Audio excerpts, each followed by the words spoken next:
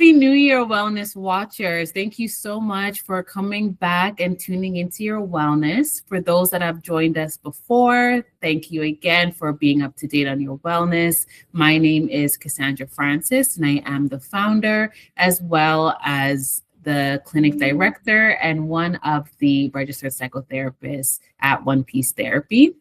Also, for those that are joining us for the first time, you are very much welcome. Good for you. Maybe you're starting to tune into your wellness for the first time this year. Maybe it's your resolution or your goal or your ambition, your manifestation, all the above. It is wonderful to have you here joining with us, whether you are live or watching the recorded version. Today, we have our lovely registered psychotherapist qualifying status, Tamana Alam, who will be presenting on boundaries, loving others without abandoning yourself. I am so excited to hear what you have in store, Tamana. I'm sure there's a lot of great insights for clients to use, for viewers to use, and even for myself to take from this. For those that are joining us live, please feel free to use our chat function or unmute yourself when appropriate if you have any questions, comments. In general, I just want to engage. We love engagement. But for those watching this recorded version, please feel free to use the comment section if you have any questions or comments, and we'll be happy to address them. And now I'll give it to you, Tamana. Hi, everyone. Welcome. I'm Tamana, and thank you, Cassandra, for the wonderful introduction. I'm one of the registered psychotherapists qualifying at One Piece Therapy. So I would love to see any of you joining here in person as well. But boundaries today is our topic, and it's a topic that's very important. Boundaries, the word itself came out of nowhere to be everywhere from the year around 2023. And I think there are some misconceptions out there for what it is, what the purpose of boundaries is. But we'll get into it today, and hopefully you can take away something from here that will help you love yourself without abandoning others, and vice versa, loving others without abandoning yourself as well. Okay, then let's get started. So on today's agenda, we'll start with defining boundaries, about what they are and aren't. And then we'll bust some myths about boundaries out there, myths that are told about boundaries, which are not true. Then we'll discuss why boundaries matter. And then we'll get into the nitty-gritty of it, discussing what different boundary types are, boundary styles are. And next, on to the practical side of things, are how to set and communicate the boundary that you want to do. When boundaries aren't respected, what to do. Next, we'll discuss boundaries and guilt. So when guilt comes up for you, when you're trying to set a boundary, what to do or how to make sense of that emotion. And lastly, we'll end with loving others without abandoning yourself, bringing it all together and how it can look like in your life. Okay, let's get started. Okay, so defining boundaries to start with, what they are and aren't. So we'll start with first the APA definition of boundaries, which is the American Psychological Association. So to quote them, boundaries are defined as a psychological demarcation that protects the integrity of an individual or group, or that helps the person or group set realistic limits on participation in a relationship or activity. But the simple English translation for us to understand would be, boundaries are invisible lines that help us protect a sense of self and decide what you can or cannot give in a relationship or a situation. So what you can give and cannot give is the key. So another definition for boundaries according to APA is specific to psychotherapist or psychologist. So when you see us in a session, there are certain boundaries that we might set with you, which is very common, such as the therapist's personal life is off limits. And if a client, for example, is overstepping that boundary, we gently redirect you. And it's very normal to feel like, oh, she didn't want to talk about it. it's specifically because of the boundaries we have to set for meeting the ethical standards of this profession, okay? But for the purpose of our presentation, we'll be talking about boundaries that you as clients need to or want to set in your life, and that would be invisible lines that help you protect your sense of self and decide what you can and cannot give to a relationship or situation. Okay, so what they are, their limits. So limits define what's okay and what's not okay with you. Limits also protect your time, your energy, and your space. And they also help you prevent burning out from giving too much. Boundaries are also clear. So clear, or the word clarity, will come up again and again when it comes to boundary setting, because it's very important to set clear expectations, to communicate very clearly what you're asking for the person or telling them to do or not do. And also they reduce resentment when you're clear, because there is less chance of miscommunication. And hopefully, because of clear boundaries, they allow for a guilt-free saying no. Guilt is something that's very normal to come up, however, and we'll discuss that in a later section. So other than that, boundaries are also all about self-respect. It's about honoring your needs and what you value, and also teaching others how to treat you. And of course, they protect your peace ultimately. So it's about limits, being clear, and having self-respect. Now, what they aren't are punishments. People oftentimes think that maybe this boundary seems like, oh, if they don't listen to what I'm asking, I'm going to punish them, because there is a piece of consequences with boundary setting.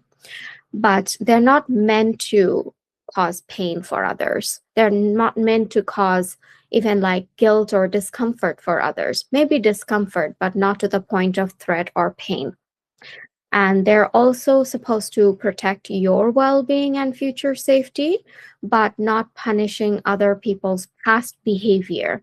So they're not retroactive. It's more so what's happening now and going forward, rather than something that happened in the past. Sometimes when it comes to boundaries, ultimatums are debated.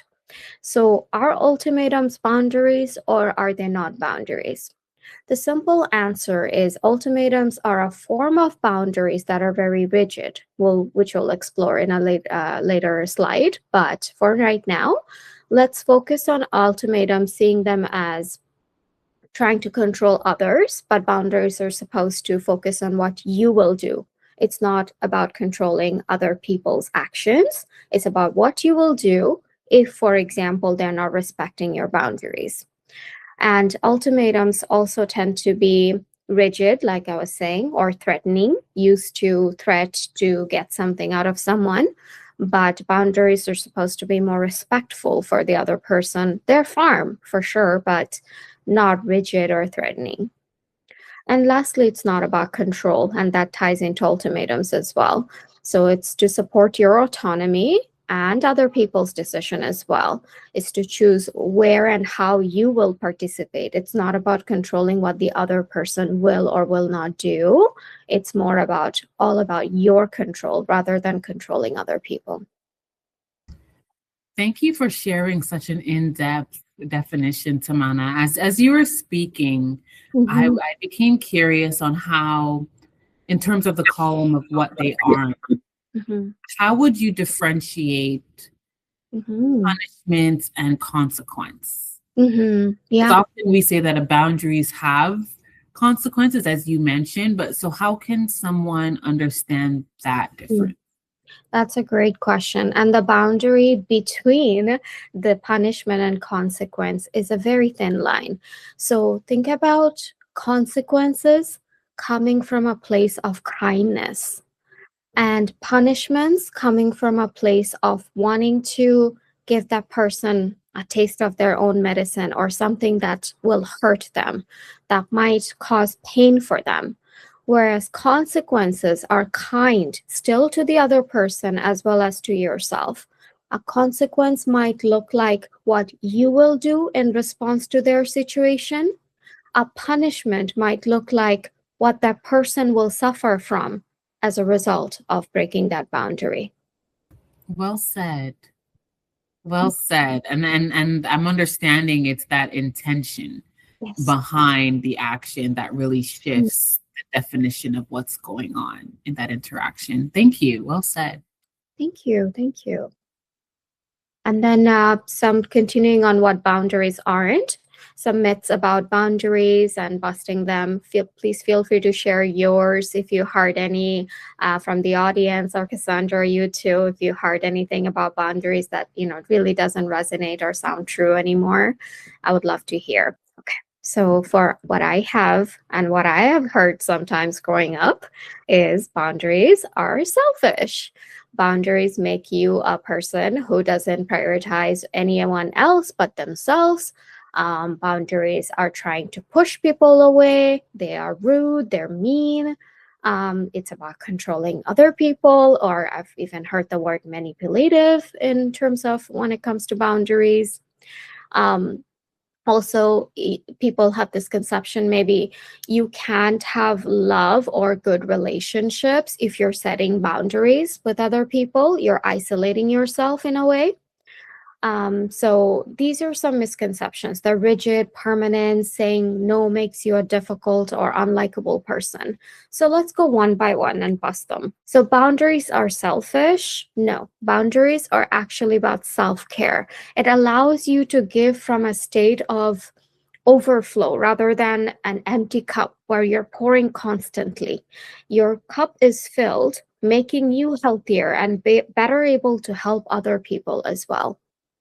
The second one, boundaries are mean or push people away.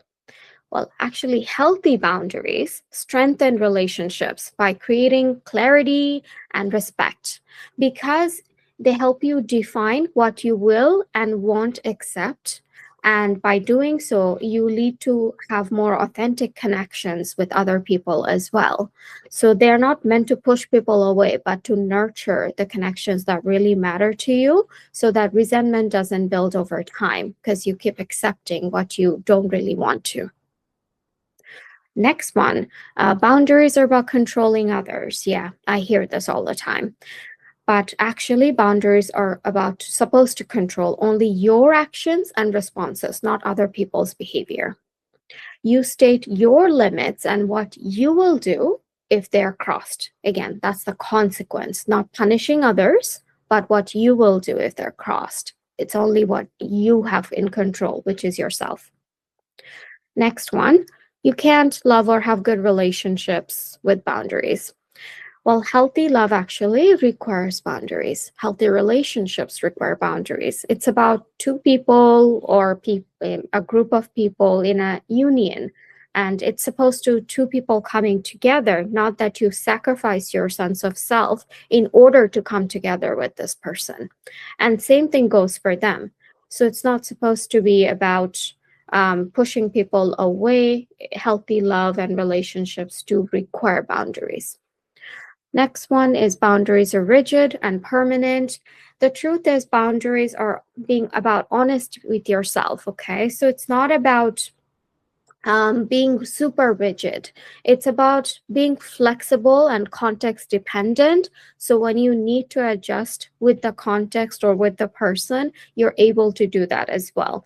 We'll discuss this in a later slide where there's 3 types of boundaries, but the rigid and permanent type are going more towards ultimatums, whereas healthy boundaries are more flexible than rigid boundaries.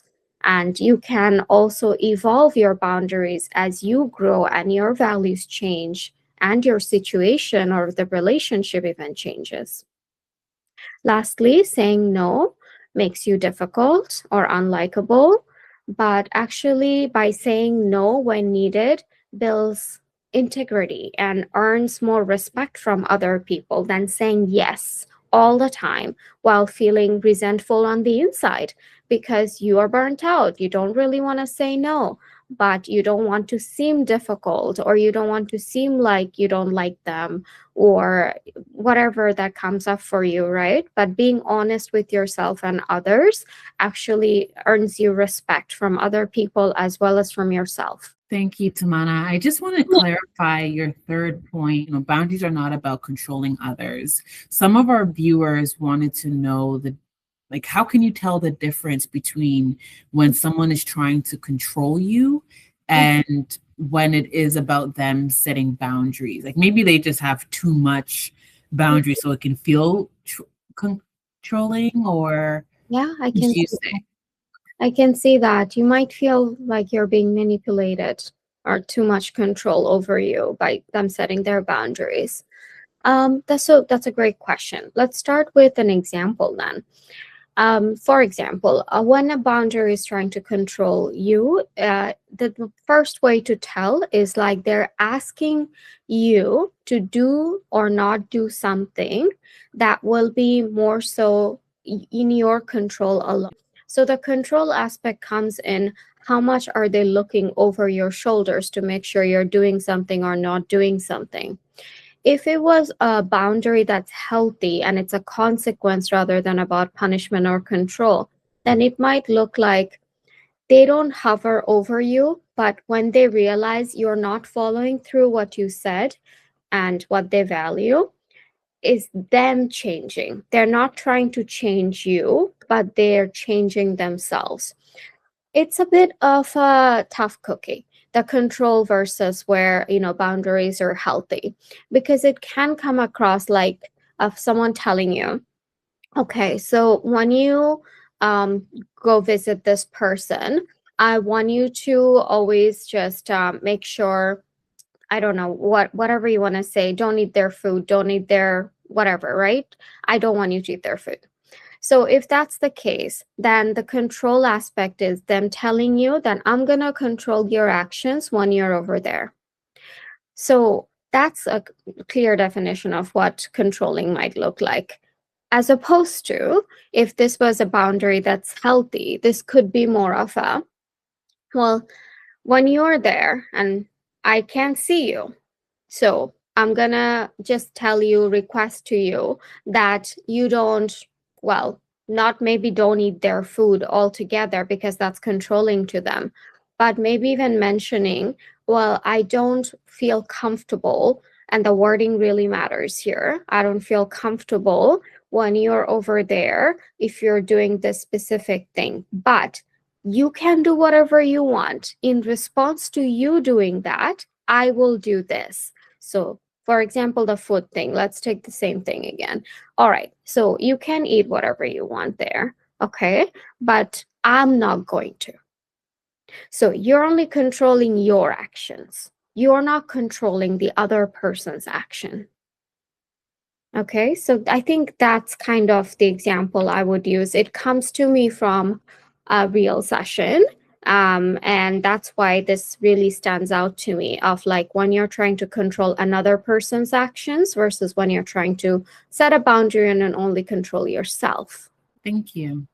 Shifting gears to why boundaries matter, regardless of how difficult they might seem, why they're important, why they're even necessary. So, why boundaries are important? Firstly, they're about protecting your health. So, boundaries help you protect your mental and physical health by preventing overwhelm, chronic burnout, or stress. So when we don't have limits, our nervous system is constantly on alert, managing other people's needs, moods, and expectations.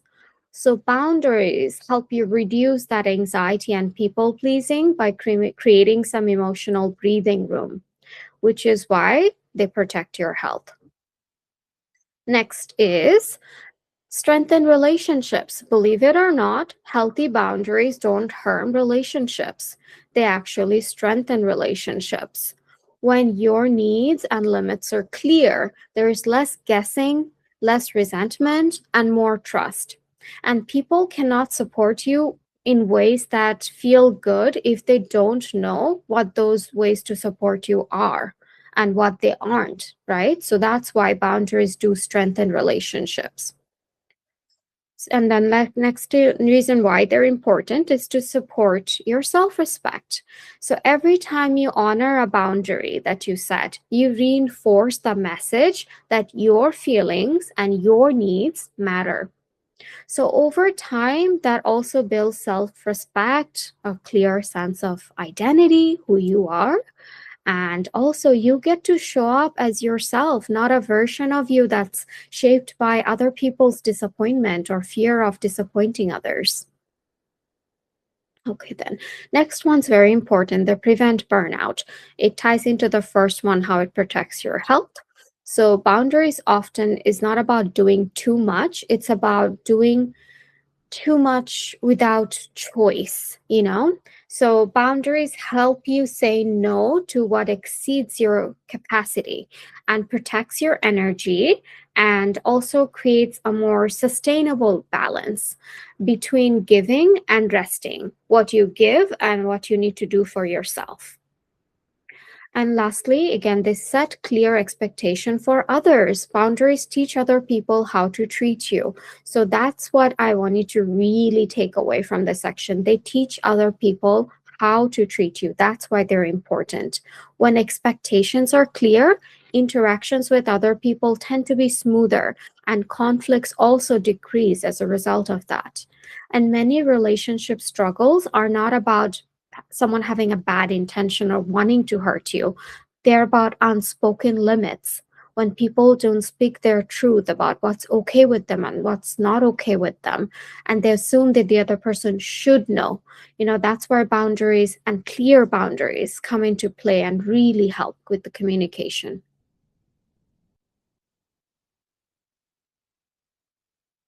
Okay, then next we'll move on to types of boundaries. So there are many types of boundaries, and a single conflict can test multiple boundaries simultaneously. These are some examples of the types of boundaries: physical, emotional, time, intellectual or mental, financial, digital, sexual. For today's presentation or webinar, we'll focus on the first three or four, which are the most common types that we might encounter on a daily basis. So let's start with an overview. So again, just a visualization of the 7 types are. If you need to revisit this slide, it has some information and summary about it, but we'll start with the physical limit first and exploring that. Okay, so physical boundaries, they protect your body and personal space. So it's about protecting your body, personal space, basic physical needs. They help you decide what feels safe, what feels comfortable for you, and not what others expect or assume is comfortable for you. So one of the physical boundaries is around touch. So this includes how often and when you are touched. Some people prefer hugs, other people prefer handshakes, and some prefer not to touch at all. All those preferences are valid, and they can change depending on the context of the relationship. But setting that expectation from early on is very important to set that physical limit. And then personal space is very important to many people. So physical boundaries also include how much space you need when interacting with others.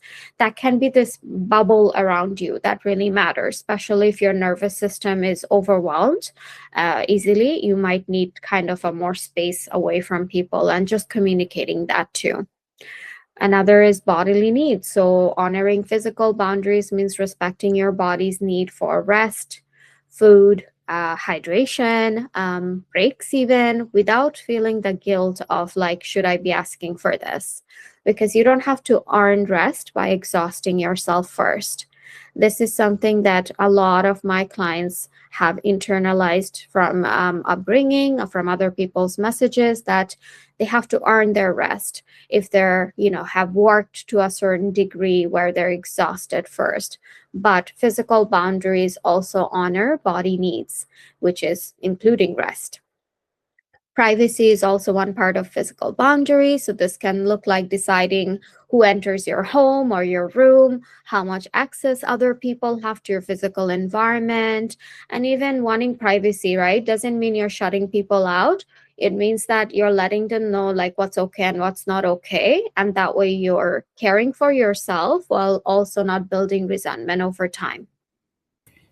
I think another great example for physical boundary is during the pandemic where we all had to stay like 6 feet apart, right? So Yeah. even to prevent illnesses, we might have that physical boundary of space, or even presently nurses that work in hospitals, they are still wearing their PPE, their equipment to protect themselves in that way from sicknesses. So, physical really does go across a large scale of comfortability, safety, and just limiting spreads of things.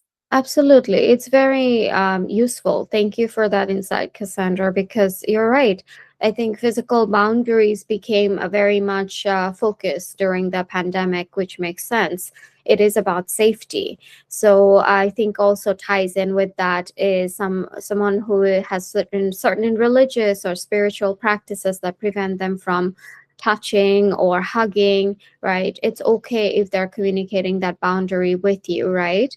And to respect that boundary and not to question it, but honor it instead.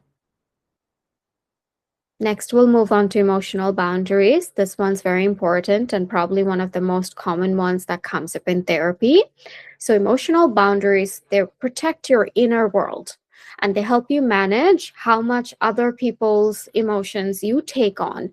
So, they are not about shutting people out, but they're about preserving your emotional health and realizing that, okay, other people's feelings and emotions are theirs. They're not always my responsibility. So you're not responsible for another person's mood, happiness, emotional reactions, but empathy, right? Feeling empathy doesn't mean necessarily absorbing their distress or trying to fix it. It's more so about, I see how much pain you're going through and how can I help here without it's exhausting yourself. And also realizing, right, some things you might not be able to help with, and that's okay. It's okay to let them know, what you're talking about. It's actually something you should really talk to a professional about, a therapist, a doctor, whoever. But I can only listen. I cannot help you with this any more than that, right?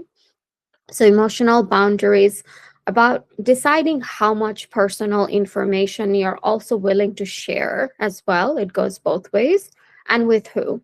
This can mean avoiding what my clients call trauma dumping sometimes, right? And it might be about sharing sensitive topics only with a few trusted people in appropriate situations. And that could even just look like I check in with my friends who are also therapists and we ask each other before we start talking about something deep, do you have the capacity? And that's it.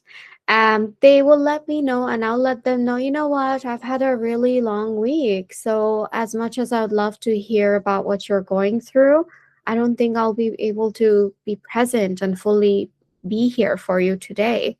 So is it okay if we talk about it another day and keep things light today and just talk about the weather even? Right? It's okay to do that. Let your friends know that sometimes you're burnt out. Your headspace isn't there to take other people's emotional stuff on. Right? And it's okay. That's an emotional boundary. You can step away from emotionally draining conversations without that feeling of, am I disappointing? Am I a bad friend? Am I a bad person? Boundaries give you that permission to protect your energy while still being compassionate and connected. You're not saying, I will never listen to you. You're saying, today I don't have the capacity. Is it okay if I listen to you another time? Or this topic is something that really is triggering for me. I think you can talk to a professional, or I talked to a professional before about this and it really helped me. Thank you, Tamana. It's so beautiful how you're phrasing how to communicate these important boundaries because as you said, sometimes we can feel like we're rejecting our friends or disappointing them, or maybe we're trying to limit them feeling rejected by us setting a boundary because of course we want to still show up for people that we love and care about. But I do want to just take a breath here because we've already gone so much into talking about boundaries and we just started talking about the different types more in depth, and I do want to honor that communication is a huge part of setting boundaries. It's one thing to know this is how you feel and therefore you need to say something. It's another thing to know how to say it. So with that said, I really do encourage the viewers, whether you're live or recorded, watching the recorded version, to please reach out to us at One Piece Therapy. Tamana is accepting new clients and she'll be happy to support you as you learn the language to set boundaries, or if you don't even, maybe we're not even there to understand the language yet, but where are your boundaries? How do you identify what feels uncomfortable? So maybe we can avoid the social anxiety behind setting boundaries, or anxiety behind setting boundaries, or even the people pleasing tendencies that can be triggered. So all of these things really do play a part. So please know that Tamana is here to support you if you do need that additional support. Yes, I'll be honored to. And like Cassandra was saying, the first step to setting boundaries is realizing your values and what's important to you. And then comes the communicating piece, which is 100% the hardest part about setting boundaries, because there are so many ways people tend to phrase things that comes across more controlling or punishing than what a boundary is intended to do, which is only to control your actions, not other people's, right? So that's a soft skill. It's a skill that is something I'm even learning as I'm going, because it's not one and done. Every context requires different way of communicating a boundary. So that's a skill that you keep learning as you continue in a therapeutic journey and work with a therapist. It really helps to have that idea being bounced off of a therapist or someone you trust. The next type of boundary that's common is the time boundaries. So using your time wisely, right? Time boundaries help you manage your schedule in a way that honors you, your priorities, and your capacity. So they're not supposed to be rigid rules, but they're about protecting your energy and what matters most to you. So this includes availability as well. That means setting clear start and end times for work, for meetings, for social events, anything, and communicating those limits of how long you're going to be here for with others. Help them know when you are and are not available. So it actually helps others plan better. So punctuality is also part of a time boundary. You can decide how long you will wait for someone who is running late. So this isn't about controlling. Again, you're not controlling if they're showing up on time or not. You're saying that you're protecting your own schedule and preventing frustration or resentment by stopping the wait time and leaving after a certain number of time has passed that you set the expectation from to begin with, such as if you're running late, I do understand things happen. But if it's a friend, I'll wait for you half an hour. But if you don't show, I unfortunately have to go somewhere after that.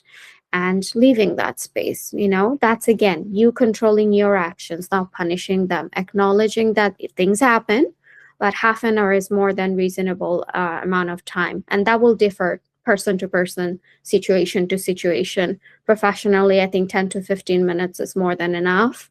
But with friends, family, you might be a bit more flexible, but name it. How long is it? Okay, then time boundaries is also about self-care. So it means protecting your me time, your family time. It's okay to say no to interruptions or requests that that infringe on your rest time or relaxation time, So it's okay to say no. So this time commitment is all about protecting your time and energy. And the last few boundaries I will go over very quickly because they're a bit more rare. Intellectual or mental boundaries is someone is telling you, a certain way or of thinking, your views on something is not okay. They don't agree with you, but boundaries also safeguard your inner thoughts and feelings. And you can also say, this conversation is not going anywhere meaningful or productive, so I'm going to step away from here. So they help you protect your core values without feeling like I have to sit through the attack, someone doing attacking my values, basically. Okay, then last few. Material or financial is to protect your possessions. Lending, right? Boundaries about how much you're willing to lend, when you expect that payment to be back. About share expenses, whether it's a roommate or a spouse. If you have those boundaries, they know what to expect, how much to contribute. Digital is very important these days, how to manage your technology, social media, work-life separation. And lastly, very important is also sexual boundaries. It's all about informed consent and protecting your consent, comfort, and privacy. So boundaries, as you can see, they come in many, many forms. They're all designed to protect your well-being and also to set your limits, okay? Before we continue, I also want to give our viewers an opportunity to reflect on the types of boundaries that you share, Tamana. Of course, we're going to be moving on with whichever else you have planned, but I think it's important because some people feel like, oh, I'm not good at setting boundaries. I don't know how to set boundaries, but you've listed 7. And I think it's very valuable for people to reflect on what boundaries are you good at setting? What boundaries aren't you good at setting based on these 7, and start from there. So again, rewatch this if you need to, but please do give that space for our reflection because it can feel overwhelming or intimidating. But in reflection, we have a lot of answers that we already put in action. Yes, that's lovely. Thank you. That's a great reflection exercise to go by one and see which ones you're good at currently setting and you're not. And also revisiting, if you're not good at one type or another, is it important to you? Is it valuable to you? And then how would you go about that? And with that in mind, you're moving into more of the boundary styles, which ones are healthy, which ones are not. So this part specifically is about 3 types of boundary styles. And as we're going through them, please try to see which one you relate to doing the most naturally or automatically gravitate towards. And this is where you're at currently, okay? So we'll start with the first type, which is porous boundaries or the over-permeable style. So people with porous boundaries, they lack a firmness. So they often feel like enmeshed with others' needs, and even their identity sometimes can feel entangled with their partner, family, friends. So as a result, they often feel exhausted, maybe even used, and then ultimately resentful because they don't have that ability to protect their own time and energy because they have difficulty saying no. So when you don't say no, right? Boundary style 1, porous, where you see the holes in between the dots, anything can come in and anything can come out. So you're observing other people's emotions and requests easily. So not saying no. You're feeling drained as a result, overextended, and ultimately resentful. So if you were to visualize this, you can imagine a house without a front door. Anyone can come in, anyone can go. You can also imagine this as a sponge. You as yourself as sponge who absorbs everything that's in their environment and feeling very much bloated after that and not feeling any spaces left to give. So basically, the concept is there is no filter for what you take in and what you take out even. So you might even overshare. As a result, you might feel like over time you're burning out. This is too much, this is too flexible, too permeable. Porous comes from the word pores, right? And this is the idea that your pores are too large, where anything can come in and anything can come out. If you think about biology terms, right, cell membranes, permeable membranes, these would be the ones that let anything in and anything out. And that's not productive for the cell because you're taking waste in and you're taking out valuable resources. So that's one type, too flexible. Okay. This one is if you have this, you got to start saying no more. Next one, before we get to the healthy type, which is the balance between the two, actually, sorry, the rigid boundaries, I'm jumping to 3 first. Okay, so the third one is rigid boundaries. As opposed to the other circle where there are dots all over, this circle is completely closed. So this means that people with rigid boundaries prioritize self-protection over all else. Sometimes this is actually a trauma response. It's a way to ensure that they're never hurt again. So they're not coming from a place of wanting to control others. It's a way of trying to protect themselves from further pain.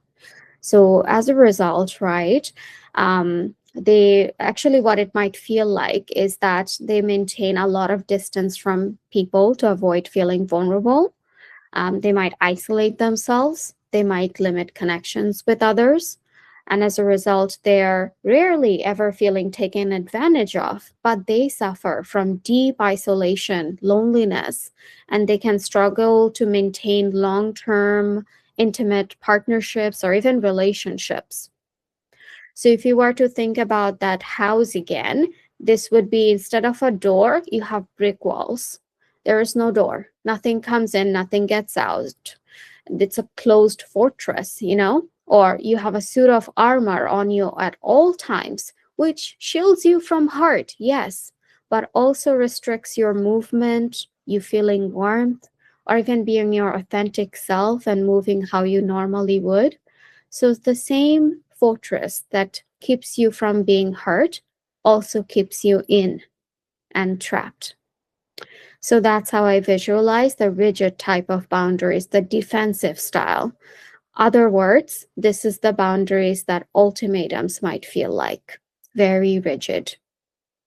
All right, then. So now that we have seen the two polar opposites, let's see a balance between the two, the second type, healthy boundaries, the balanced style. So what it feels like is flexible, right? Flexibility is the word here. It's firm to keep out toxic behavior, but open enough to let in love and support. So as you can see, instead of dots or a full circle that's closed, you have lines that are connected close together, but still has space in between. So you can be your own gatekeeper. You can control the gate, you can open it for trusted people, and keep it closed when needed as well.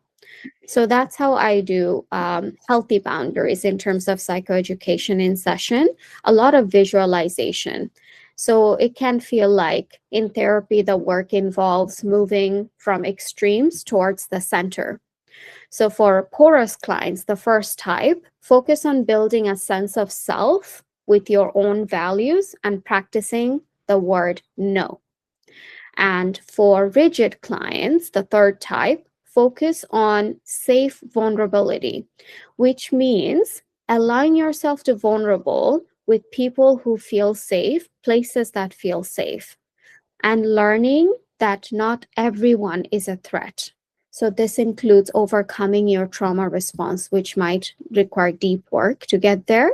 But for both clients that are porous or rigid, it's very possible to come back to a place of balance where you're the gatekeeper and it's a balanced style. You're flexible enough, but not too bendy either. Thank you for going over this, Tamana. There's so much insight and education to gain already. And as you're talking about the styles, I was thinking how much boundaries and attachment styles are quite related. And knowing which place to start from too when it comes to discovering what is your boundary style approach, right? What is your attachment style? Yeah, there's so much to say. So yes, as you shared too, please feel free, our viewers, to book a session if you really want to continue this conversation. Because I can only imagine. I think Mhm. some of our viewers are a bit quiet right now. Maybe because your mind is processing everything. So please do ask what questions that come up for you, or if you have deeper conversations needed to be had, and then please reach out and we can take it from there to support you. Yeah. Yes, absolutely. And what Cassandra said really resonates as well. Right away, I can see more avoidant clients leaning towards rigid boundaries, my anxious attachment clients leaning towards the porous, secure attachment would be the healthy boundaries then. Next, into the probably the most important part, how to set the boundaries and communicate. Again, I cannot preface that enough by saying it's a work in progress. Every single one of us, including myself, it takes a lot of practice to get the hang of it, because every different situation and person requires you to communicate in a certain way. And you know best, right? Depending on who it is in your life that you're trying to set the boundary with how they may or may not react.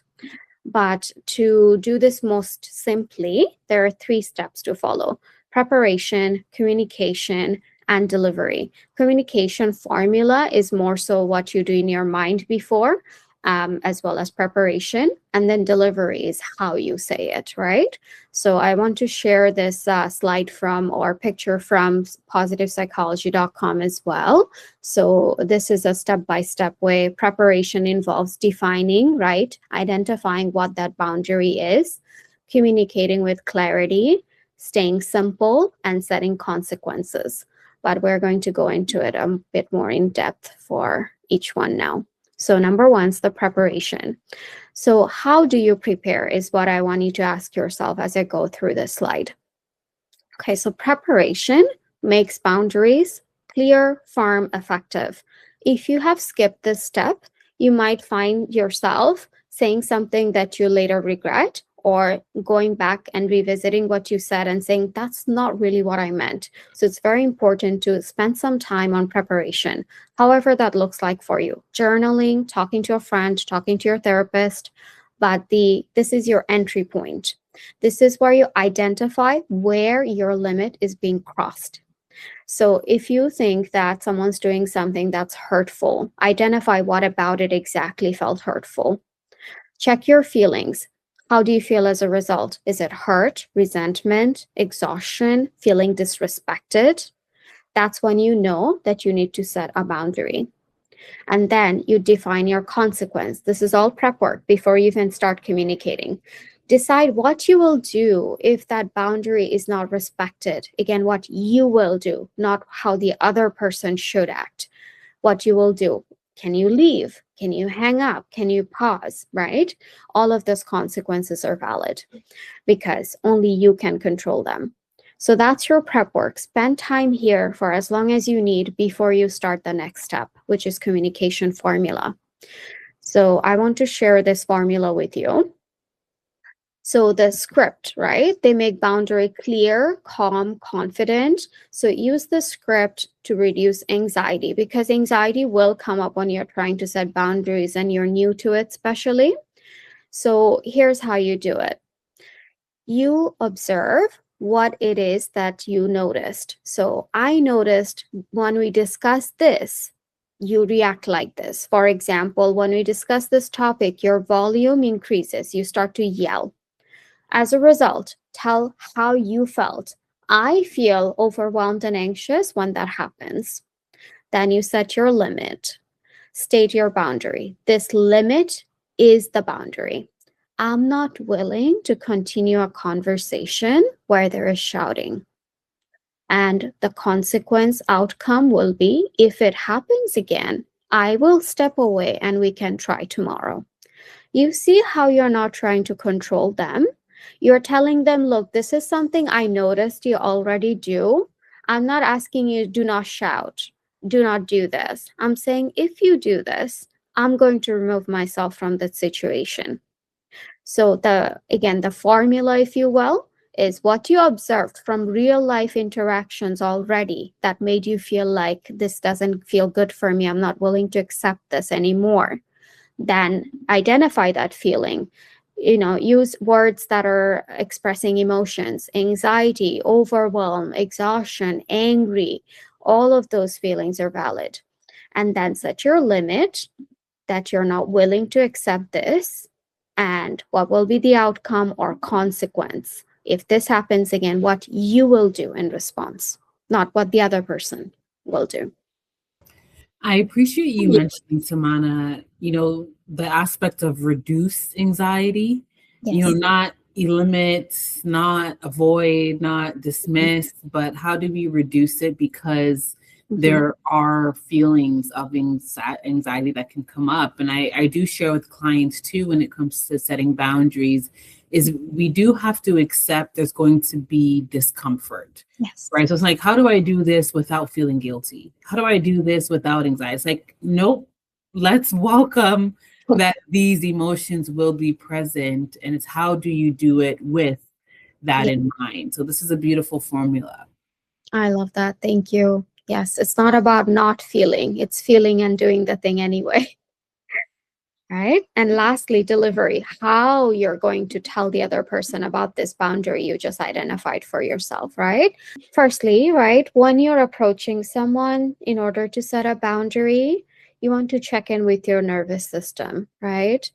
Are you feeling like you can deliver this with some sort of clarity and calmness? You can have anxiety come up, you can have guilt at the same time, but can you still say the thing you need to say with clarity? So, firstly, being direct and brief is very, very important. So, if you use the previous formula, you got to say, you need to say what you need to say without over explaining, and use I statements when you say it, right? So focus on your experience. I feel this. I need quiet time, not blame, not like you're doing this, so it's making me do this. That sounds more like blame. And that will put the other person more on a defensive stance than to listen to you.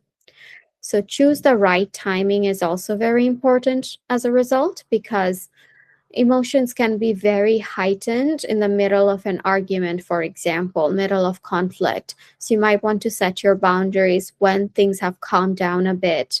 Unless, of course, immediate action is needed. You need to remove yourself from an abusive situation. You can say, like, this is making me feel this, therefore I need to remove myself. Thank you. And that's rare cases, honestly. When it comes to boundary setting, ideally, it's going to be very short and brief. If you feel like you have to justify your boundaries, like I have to keep explaining to them why this is so important to me, stop yourself, because you don't need to. Sometimes we over explain in the hopes that the other person will not see this as like I'm trying to push them away, which is makes sense. Of course, you're coming from a good place, but you don't owe them that over explanation. You're just saying that this makes me hurt, uncomfortable, resentful, therefore I'm going to remove myself, is explanation enough. You don't need to go into why this makes you feel uncomfortable. You can, if it's especially someone like your partner who you live with and who already knows a lot about you, such as when you raise your voice. It actually reminds me of my home where I grew up, where the conditions were very toxic and unstable. Therefore, I need to remove myself. That's okay. That's not over explaining. That's you sharing and being vulnerable. But over explaining can look like you trying to justify too much about why your boundary matters. Right? Then after that, we can move on to what to do if they're not respecting your boundaries. So 3 steps again are key points: repetition without escalation, follow through with what you said the consequence will be, and grieving what someone cannot offer. So that's very important. Let's go into each one. So, what to do in the moment, right? You're feeling like your boundary is not being respected. Well, you might feel the need to yell it, say it louder because you were not heard the first time. But it's very important to reiterate your boundary in a calm and direct way. So you need to pause first. And pausing can look like immediately stopping away to breathe a little bit, or just reiterating the boundary again as calmly as you can.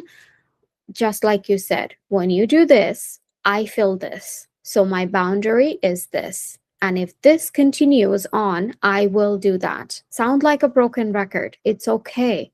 Repeat calmly if pushed, without offering any new explanations or additions.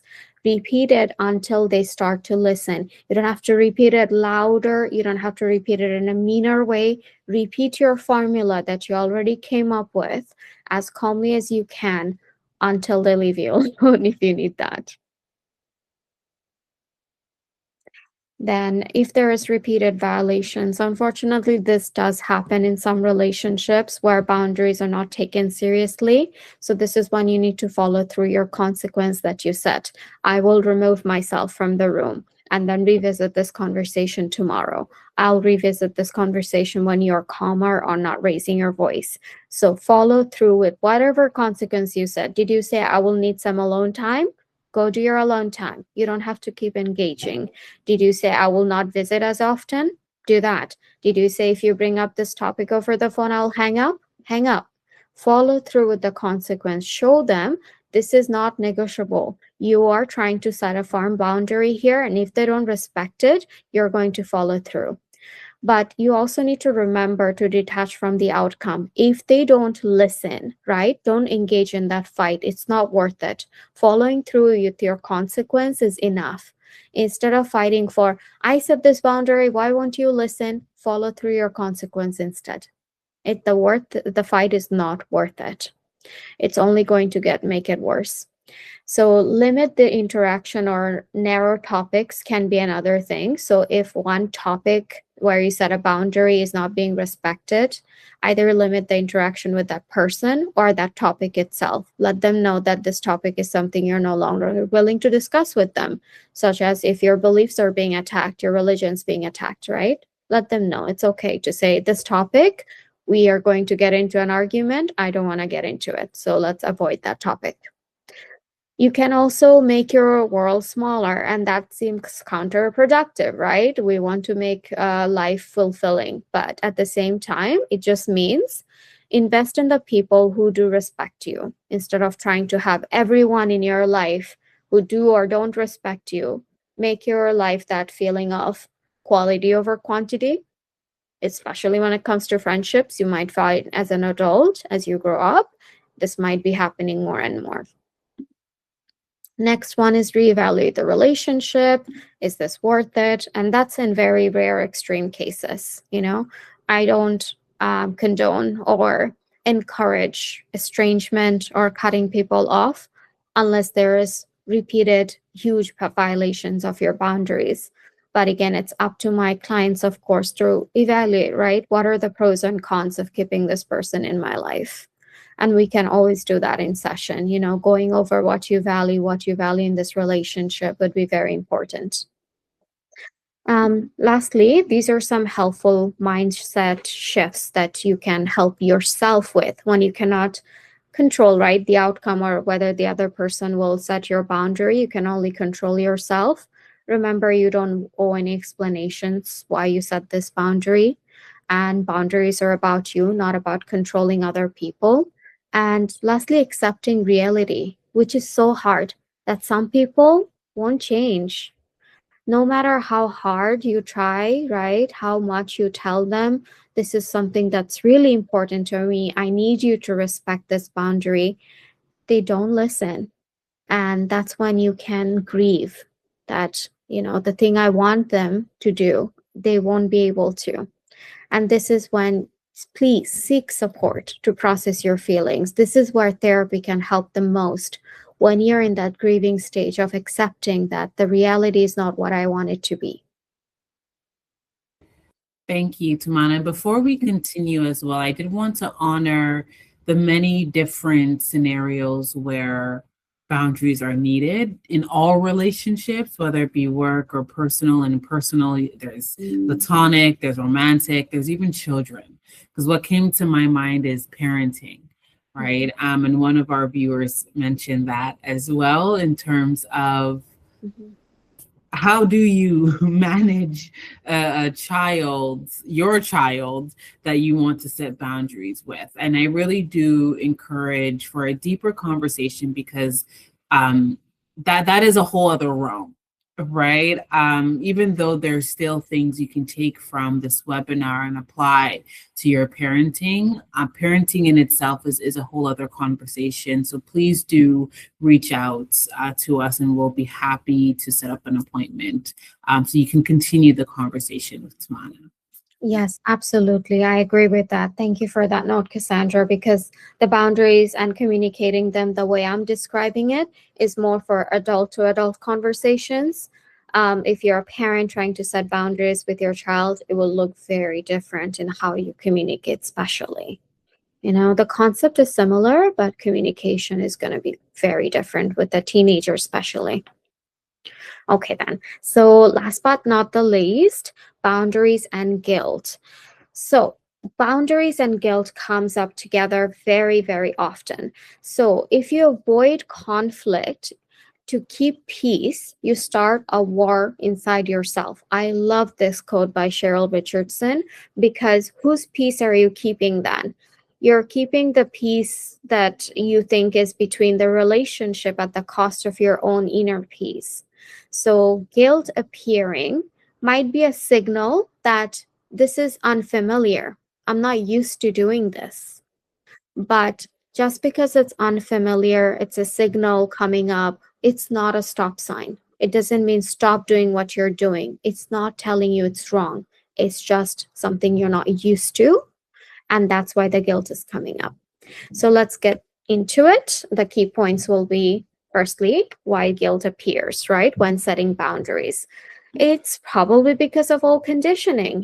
If you grew up in a culture or a household where you're taught that self-care equals selfishness, if you're trying to set boundaries, you're being disrespectful to your elders, your parents, you will develop eventually this fear of disapproval, that conflict will arise if I say no. I will disappoint my parents or others. I'll be rejected, right? So all of those factors come up, and why guilt comes up when you're trying to set a boundary. So this new behavior, boundary is probably new for you. For so many people it is, and for me 100%. New behavior comes with discomfort until you start to do it again and again. It becomes your new normal. So healthy boundaries might feel wrong at first, but all it's saying is that I'm not used to it.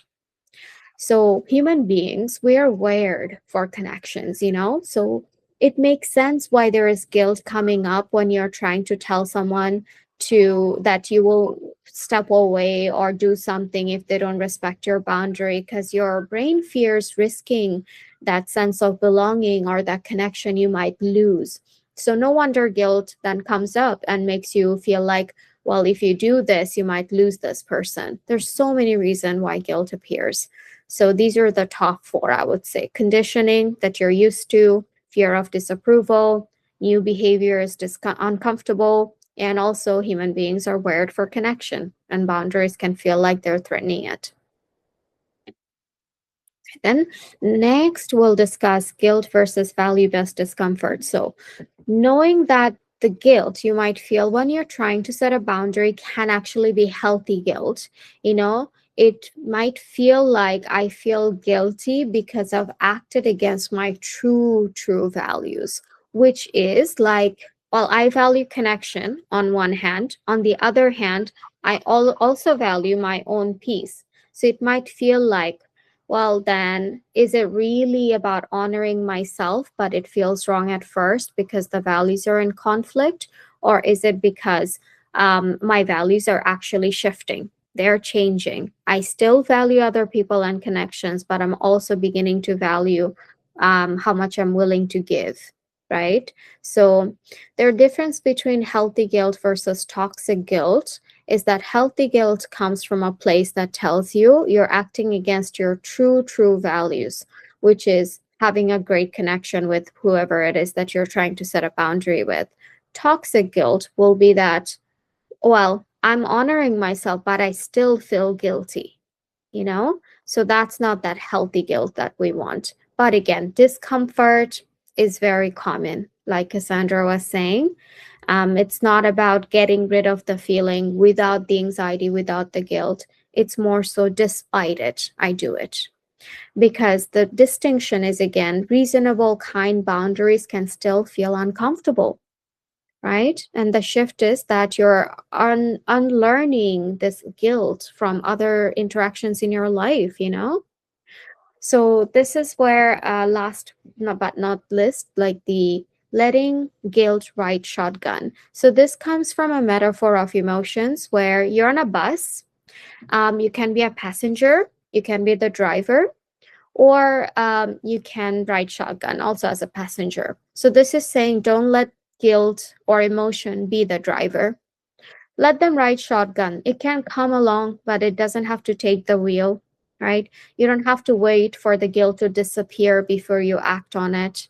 You can acknowledge that I'm feeling guilty without judging yourself or the guilt itself. Like, why am I feeling guilty? What's wrong with me? No, it's normal. You're doing something you've never done before, probably. This is unusual for you. Your values have changed. You're trying to change. So, of course, this is going to feel uncomfortable.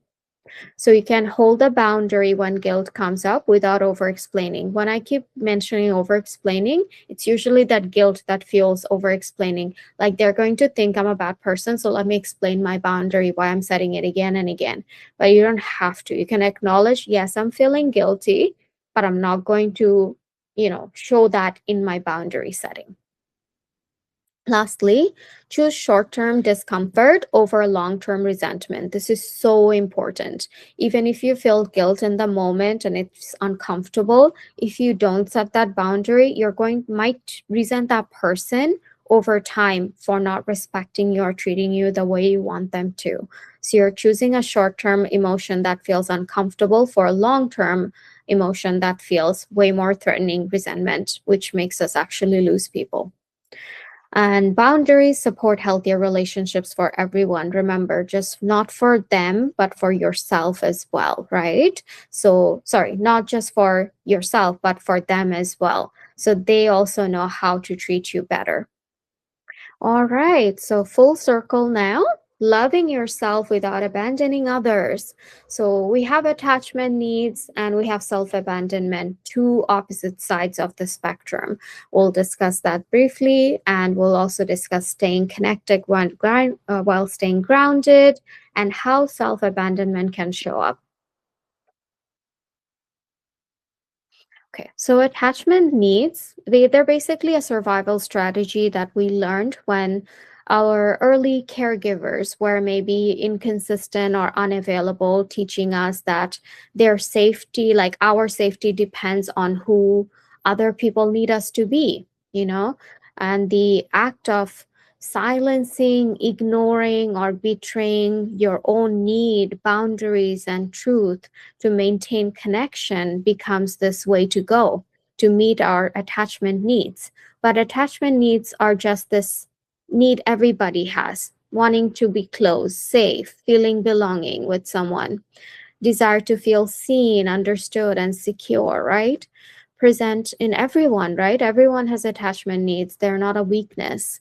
They can feel urgent or survival based if you're feeling like there could be abandonment.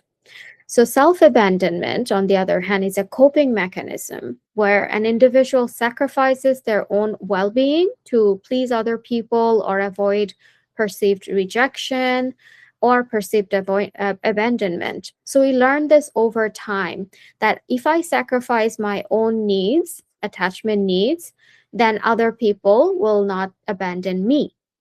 So, we develop safety by being who others need you to be. So we sometimes silence or ignore our needs or limits. We sacrifice our well being to avoid rejection or loss of connection. So, how do we bridge between the two is very, very important. Let's get into it. Okay, so boundaries. You might have heard this before. I say it often. Boundaries are bridges, they're not walls. This is what I mean. Boundaries are the tool used to breach these two, the attachment needs and the self abandonment. How do I meet my attachment needs while not abandoning yourself? Because without boundaries, you sacrifice yourself for the relationship, essentially. You abandon yourself and your needs. But with rigid boundaries, like the ones we saw, like an ultimatum, you may sacrifice the relationship for yourself. So, how do you balance the two is the bridge. So, I love this quote by Brene Brown next, where she emphasizes the need to set boundaries. Daring to set boundaries is about having the courage to love ourselves, even when we risk disappointing others. Notice here it's about disappointing others. It's not about losing others. It's not about being abandoned by others, because that's oftentimes the reality. We think that they will reject us, leave us, abandon us altogether. But oftentimes it's actually just disappointing. And that's okay. If that means that you will have the courage to be yourself with that person, love yourself, and still be authentic and not build resentment, it's okay to allow yourself to disappoint someone at some times. All right, then. So I want to end the webinar with some wonderful resources and recommendations.